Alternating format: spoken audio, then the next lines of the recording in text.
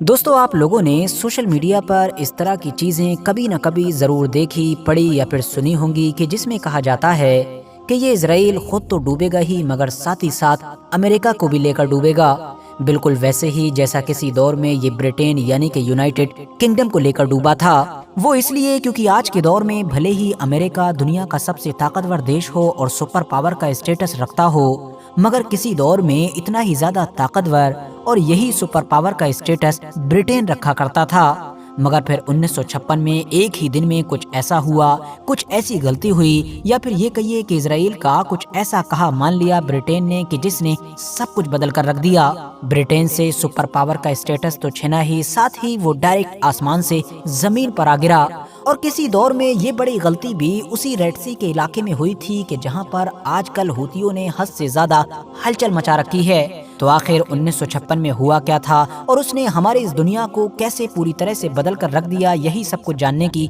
कोशिश करते हैं। RH नेटवर्क के नॉलेजेबल फ्रेंड, सबसे पहले तो आप लोग जरा इस नहर को देखिए। पूरी दुनिया इसको सुइस कैनाल के नाम से जानती है और ये आज के दौर तक दुनिया का सबसे अहम और सबसे कीमती समुद्री रास्ता है। इसको 1819 में बनाया गया था और बनाए जाने की वजह साफ थी ताकि पूरे एशिया को यूरोप के साथ शॉर्टकट में जोड़ा जा सके, वरना उससे पहले सभी समुद्री जहाजों को पूरे अफ्रीका को पार करके ही यूरोप जाना पड़ता था या फिर यूरोप से एशिया की तरफ आना पड़ता था। आप ऐसे समझ सकते हैं कि आज के दौर में जब यमन के हूतियों ने रेड सी के पूरे इलाके को इजराइल के लिए ब्लॉक कर दिया है या उससे जुड़े बाकी देशों के लिए ब्लॉक कर दिया है, तो सारे ही जहाजों को पूरे अफ्रीका को पार करके जाना पड़ रहा है, क्योंकि जाहिर है ये मशहूर सुइस कैनाल भी उसी रेड सी में ही मौजूद है और उसके बिल्कुल अंतिम छोर पर मौजूद है। हैरानी की बात तो ये है कि ये पूरी नहर मिस्र के इलाके में बनी हुई है, मिस्र के बीच में बनी हुई है, मगर उसके बावजूद भी 1956 तक इससे होने वाली कमाई का एक भी डेला मिस्र को नहीं मिला करता था।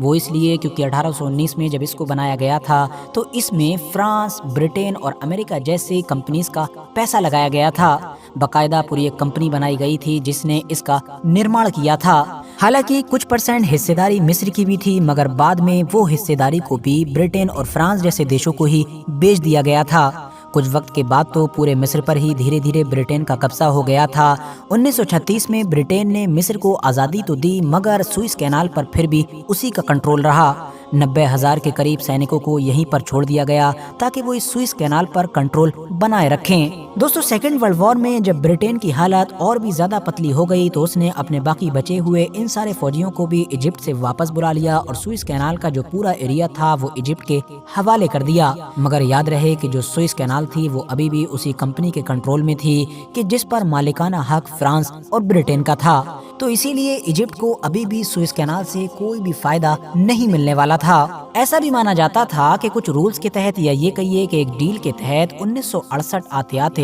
इस नहर को फ्रांस और ब्रिटेन मिस्र के हवाले करने वाले थे। शायद यही वजह थी कि मिस्र भी इस चीज को लेकर खामोश रहा करता था, क्योंकि उसको लगता था कि देर से ही सही ये पूरी चीज मेरे पास आ ही जाएगी। मगर तभी 1956 में कुछ ऐसा हुआ कि जिसने मिस्र के होश उड़ा दिए और मिस्र को मजबूरी में एक बड़ा एक्शन लेना पड़ा। दरअसल उस दौर में मिस्र के राष्ट्रपति जमाल अब्दुल नासिर अपने देश के लिए कई नए नए और बड़े बड़े प्रोजेक्ट का ऐलान कर रहे थे, और ये सब कुछ वो इसलिए कर रहे थे क्योंकि वो गद्दी पर ही अपने लोगों को ये उम्मीद देकर बैठे थे कि वो पूरे मिस्र को बदल कर रख देंगे। इन्हीं बहुत सारे प्रोजेक्ट में से उनका एक प्रोजेक्ट डैम से जुड़ा हुआ भी था, जो डैम दरअसल वो सुइस कैनाल के ऊपर बनाने वाले थे। इस पूरे डैम के लिए उनको जो फंड मिलने वाला था वो दरअसल वर्ल्ड बैंक से मिलने वाला था, और जाहिर है हमेशा की तरह ये फंड उसी वक्त मिल सकता था कि जब अमेरिका हामी भरता। अमेरिका की हामी भी थी, मगर आखिरी वक्त पर अमेरिका ने कैंसिल कर दिया। ये खबर मिलते ही जमाल अब्दुल नासिर को बड़ा झटका लगा और वो सोच में पड़ गए कि आखिर अब इस फंड का जुगाड़ कैसे किया जाएगा। इसीलिए उन्होंने अब वो हिम्मत वाला और बड़ा फैसला किया कि जिसकी उम्मीद शायद उस दौर में दुनिया में किसी ने भी नहीं की थी। उन्होंने खुले मन से एक दिन ये ऐलान कर दिया कि हम इस पूरे सुइस कैनाल का राष्ट्रीयकरण करते हैं, मतलब अब इसको अपनी मिल्कियत में लेते हैं, मिस्र को इसका मालिक बनाते हैं, क्योंकि वही इसका असली हकदार है, क्योंकि उसी की जमीन से ये पूरी नहर होकर गुजरती है। हर किसी को पता था कि मिस्र का ऐसा फैसला लेना हद से ज्यादा खतरनाक साबित हो सकता है और ये बिल्कुल आग से खेलने जैसा होगा, क्योंकि ऐसा करते ही फ्रांस और ब्रिटेन जैसी दो बड़ी ताकतें मिस्र के ऊपर अटैक कर देंगी और मिस्र कभी کبھی بھی ان دونوں طاقتوں کا ایک ساتھ مقابلہ نہیں کر سکے گا۔ یقینی طور پر بالکل ویسا ہی ہوا، مگر جس طرح سے ہوا اور جو اس کا رزلٹ آیا وہ شاید کسی نے بھی نہیں سوچا تھا۔ ہوا یہ کہ فرانس اور برٹین نے ایجپٹ پر ڈائریکٹ اٹیک کرنے کی بجائے اس اسرائیل کو بھی اپنا ساتھی بنایا، اپنے گروپ میں شامل کیا کہ جو اسرائیل لمبے وقت سے ہی مصر کا سب سے بڑا دشمن تھا اور ہمیشہ اس پر اٹیک کرنے کا موقع تلاش کرتا رہتا تھا۔ پلان یہ بنا کہ سب سے پہلے تو مصر کا پڑوسی یعنی اسرائیل ہی مصر کے اوپر اٹیک کرے گا اور بڑی تیزی کے ساتھ مصر کے اس پورے ہی علاقے پر قبضہ کر لے گا کہ جس کو سینائی پیننسولا کے نام سے جانا جاتا ہے۔ شروع میں تو فرانس اور برٹین دنیا کے باقی دیشوں کی طرح ہی اس جنگ میں نیوٹرل ہونے کا دکھاوا کریں گے، مگر جب کچھ وقت گزر جائے گا تو اسرائیل اور مصر دونوں کے لیے ہی یہ دونوں دیش ایک وارننگ جاری کریں گے اور کہا جائے گا کہ اس جنگ کو ختم کر دیا جائے اور فوراً ہی دونوں طاقتیں اپنی فوجوں کو اس علاقے سے نکال لیں کہ جس کو سینائی پیننسولا کے نام سے جانا جاتا ہے۔ اگر ایسا نہیں کیا گیا تو ہم دونوں بھی اس میں شامل ہو جائیں گے اور اٹیک کر دیں گے۔ دونوں ہی طاقتوں کو پتا تھا کہ ایجپٹ یہ بات کبھی نہیں مانے گا، اس وارننگ کو کبھی ایکسیپٹ نہیں کرے گا۔ اس کی وجہ یہ ہے کہ بھئی اسرائیل تو اس علاقے پر قبضہ کرے گا، لیکن سینائی پیننسولا کا پورا علاقہ ایجپٹ کا تو خود کا ہے۔ آخر ایجپٹ یہ بات کیسے مان لے گا کہ وہ اپنے ہی علاقے کو خالی کر کے پیچھے چلا جائے اور اس طرح سے سوئز کینال پر پوری طرح سے یہ طاقتیں کنٹرول حاصل کر سکیں۔ پلان کے مطابق ہی کام ہوا۔ پہلے تو اسرائیل کی طرف سے ایک سرپرائز اٹیک کیا گیا۔ ظاہر ہے ایجپٹ کسی جنگ کے لیے اس وقت تیار نہیں تھا اور نہ ہی اس کو اس چیز کی بھنک تھی جب تک وہ اس پورے معاملے کو سمجھ پایا، جب تک اسرائیل کی فوج کافی اندر تک انٹر کر چکی تھی۔ اور پھر کچھ وقت کے بعد ہی پلان کے مطابق فرانس اور برٹین نے وارننگ جاری کی اور کچھ وقت اور گزر جانے کے بعد جنگ روکنے کے بہانے وہ دونوں اس جنگ میں کود بھی پڑے۔ دونوں کے جو لڑاکو ومان تھے وہ ایجپٹ کے اوپر بھرپور طریقے سے بم گرا رہے تھے۔ خفیہ ایجنسیز کی طرف سے ان تینوں دیشوں کو یہ خبر بھی ملی تھی کہ دراصل مصر کے عام لوگ جمال عبد الناصر سے کافی ناراض چل رہے ہیں۔ اگر اٹیک کیا جائے گا تو فوراً ہی وہاں کی جنتا اپنے ہی راشٹرپتی کے خلاف کھڑی ہو جائے گی اور اس طرح سے ہم لوگ نہ صرف بڑے علاقے پر کنٹرول ہی حاصل کریں گے بلکہ بہت آسانی کے ساتھ جمال عبد الناصر کی کرسی کو بھی پلٹ دیں گے۔ مگر ایسا بالکل بھی نہیں ہوا، کیونکہ جیسے ہی اٹیک ہوا جمال عبد الناصر نے خون کے آخری قطرے تک لڑنے کا اعلان کر ڈالا۔ پورا مصر عبد الناصر کے ساتھ کھڑا ہو گیا اور آخری سانس تک لڑنے کا وعدہ کرنے لگا۔ عبد الناصر نے بھی اس جنگ کو پبلک وار کا نام دے ڈالا اور کہا کہ جس شہر کے اندر آ کر بھی ہمارے دشمن اٹیک کریں تو وہاں کے جو فوجی ہوں وہ دراصل عام پبلک کی ڈریس میں لڑیں، تاکہ پوری دنیا کو پتا چلے کہ صرف مصر کی فوج نہیں بلکہ ہر عام اور خاص انسان اپنی مٹی اور اپنے دیش کے لیے لڑ رہا ہے۔ مصر میں جس وقت یہ سب کچھ چل رہا تھا اس وقت دنیا کی راجنیتی میں بھی ہلچل کافی تیز ہو چکی تھی۔ مصر کے دوست اور امریکہ کے سب سے بڑے ورودی یعنی کہ USSR کے جس کو ہم لوگ سوویت سنگھ کے نام سے بھی جانتے ہیں، اس نے بھی اب جنگ میں اترنے کی تیاریاں شروع کر دی تھیں۔ اس نے دھمکیاں دینا شروع کر دی تھیں کہ اگر فرانس اور برٹین باز نہیں آتے ہیں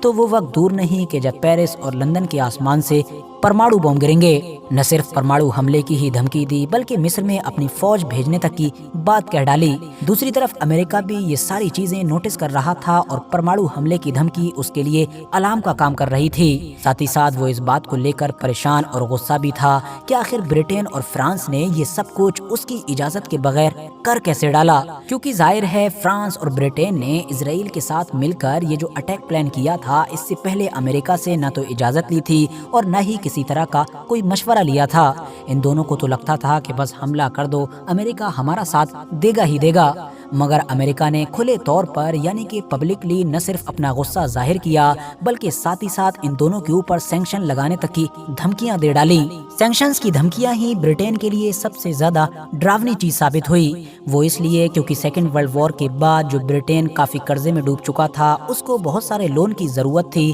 پیسے کی ضرورت تھی جو صرف امریکہ کی حامی کے بعد ہی مل سکتا تھا۔ فی الحال لاکھ دھمکیوں کے بعد اور جب حالات حد سے زیادہ خراب ہونے لگے، ماحول بننے لگا اور USSR نے بھی اپنی تیاریاں شروع کر دیں اور دھمکیاں دینا حد سے زیادہ بڑھا دیں، تو فائنلی اب ان تینوں کو بھی سیز فائر کا اعلان کرنا پڑا۔ سیز فائر کے اگلے ہی دن UN میں بھی ایک پرستاؤ لایا گیا جس کے تحت ان تینوں کو ہی مطلب فرانس، برٹین اور اسرائیل کو اپنی فوجیں مصر کے علاقے سے نکالنے کا آرڈر دیا گیا۔ دوستو 1956 میں لڑی گئی اس جنگ میں اگر ملٹری کے لحاظ سے دیکھا جائے تو ایجپٹ کا نقصان ان تینوں ہی طاقتوں کے مقابلے میں حد سے زیادہ تھا۔ ان تینوں ہی طاقتوں کا کافی کم نقصان ہوا تھا، مگر اگر ڈپلومیسی کے لحاظ سے دیکھیں تو اس میں پوری طرح سے مصر کی جیت ہوئی تھی۔ वो इसलिए क्योंकि इस जंग के बाद ही अब ऑफिशियली ये सुइस कैनाल का जो पूरा मैटर था वो सॉल्व हो चुका था और मिस्र सुइस कैनाल का मालिक बन चुका था। वैसे तो दोस्तों इस जंग की वजह से बहुत कुछ बदला और दुनिया ने बहुत कुछ बदलते हुए देखा, मगर इन बेशुमार बदलावों में से जो दो सबसे बड़े बदलाव थे उनमें से पहला, जैसा कि मैंने पहले ही बताया,